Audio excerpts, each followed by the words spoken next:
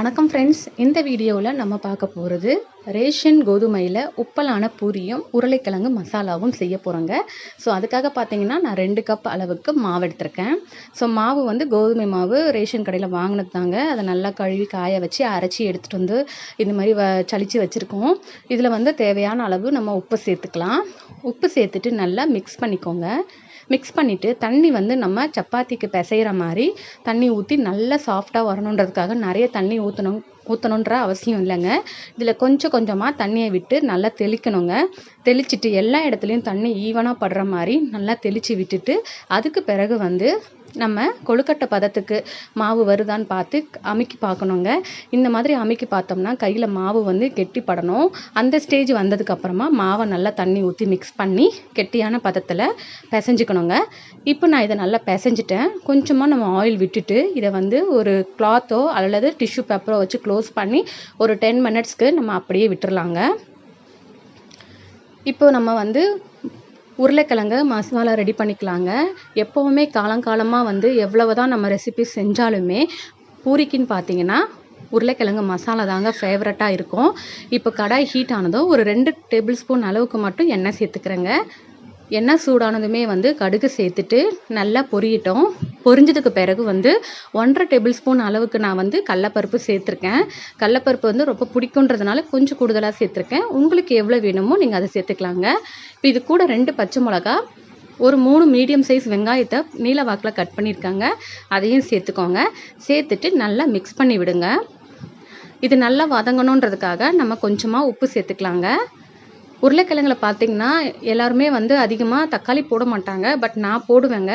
ஏன்னா அந்த புளிப்பு சுவை வந்து கொஞ்சம் டேஸ்ட் கொடுக்கும். அதனால நான் வந்து தக்காளி சேர்த்துக்குவேன். இது இப்போ நல்லா வதங்கிருச்சு பாருங்கள். இது நல்லா வதங்கினதுக்கு பிறகு நான் வந்து 3 மீடியம் சைஸ் உருளைக்கிழங்க வேக வச்சு நல்லா தோல் நீக்கிட்டு மசிச்சு எடுத்து வச்சுருக்கேன். அதையுமே இதில் சேர்த்துக்கலாங்க. சேர்த்துட்டு நல்லா வந்து மிக்ஸ் பண்ணி விட்டுடுங்க. உப்பு கரெக்டாக இருக்கான்னு கொஞ்சமாக பார்த்துட்டு செக் பண்ணி பார்த்துட்டு நீங்கள் சேர்த்துக்கலாங்க. சேர்த்துட்டு நல்லா மிக்ஸ் பண்ணி விடுங்க. இது தாங்க ரொம்ப சூப்பராக இருக்கும் இந்த பூரிக்கு. கண்டிப்பாக நீங்கள் ட்ரை பண்ணி பாருங்கள்.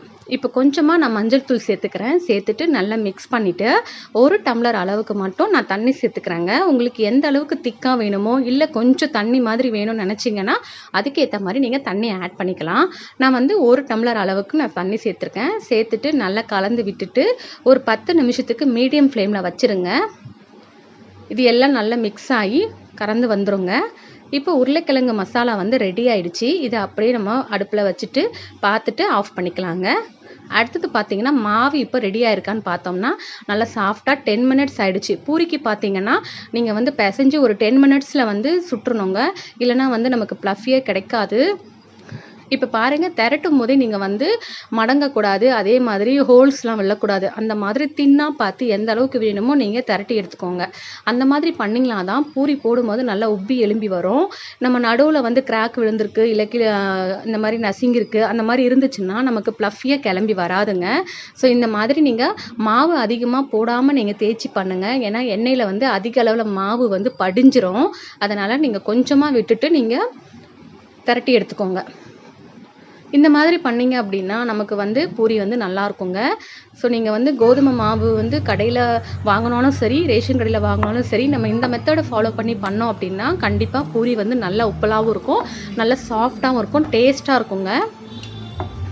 ஸோ நான் வந்து தேவையான அளவுக்கு மாவை நல்லா திரட்டி எடுத்துக்கிறேன். உங்களுக்கு எந்த சைஸ்க்கு வேணுமோ நீங்கள் திரட்டிக்கோங்க. குட்டீஸ்க்காக நான் சின்ன சின்னதாகவே போட்டிருக்கேன்.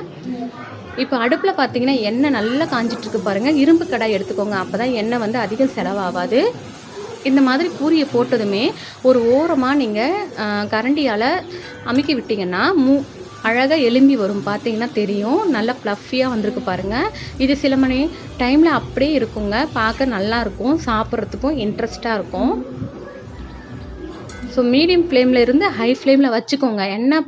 எண்ணெய் வந்து போடுறதுக்கு முன்னாடி மீடியம் ஃப்ளேமில் வச்சுக்கோங்க. ஆனால் பூரி போடுறதுக்கு ரெடி ஆகிடுச்சின்னா நீங்கள் ஹை ஃப்ளேமில் வச்சுக்கோங்க. அப்போ தான் வந்து பூரி நல்லா எலும்பி வருங்க.